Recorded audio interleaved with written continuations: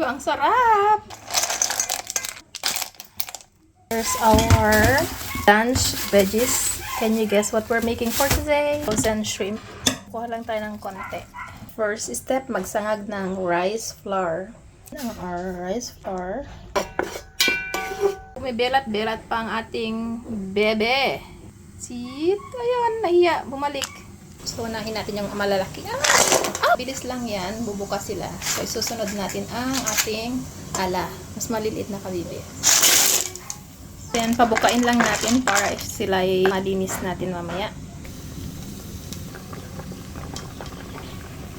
Ayan, bumuka na sila. Except yung mga malalaki.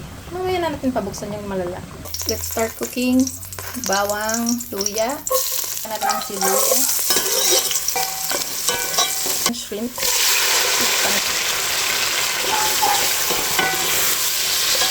While waiting, tinatanggal natin yung laman. Ito na yung pinagtanggalan nating shell. At yan yung ating mga tanggal na laman. At huwag itatapa ng sabaw. Bibi at ala dahil ang sarap ng umami niyan. Mabilis ang cook lang kasi ang ating mga estudyante ay paporating na. Color pink lang natin, orange or shrimps.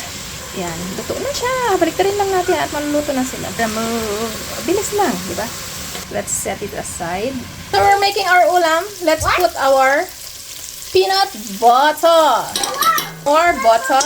And peanut butter. Ito yung balat niya nito. So Chelsea is removing the shell from the meat. She's coming from school and having her lunch here.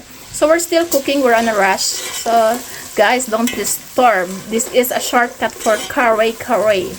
Why are you speaking English? Why? We're coming from school, right? So our dish for today is siri.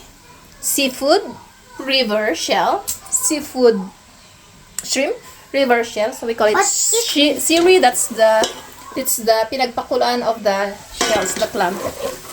No, I washed the shells and then I boiled the shells so they will open up. We'll put our toasted rice flour. You said no. Add our stock from the shells. Tanungin mo kay Ate Tama kung nasaan ang atswete. Shortcut kasi nagmamadali kami magluto. Yung atswete sinama sa sauce.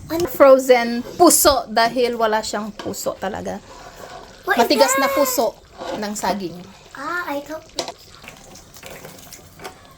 Close pa siya. So lutuin natin. Tapos matagal ba yung ano? Pwede nang ilagay. Yan.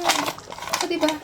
Yum. Saan ka nakakita ng ganyan? Maglalabas na rin kami ng kare-kare version natin. Chef Hazel. Nakagawa ka na ba ng ganito? Nakalimutan mo. Okay. Nakapos na pala ng video. Oh, yums. Takpan natin. Mabilisang luto ulit ng ating aramang. Puro lahat mabilisan. Ang overload na. Bawang. Ala!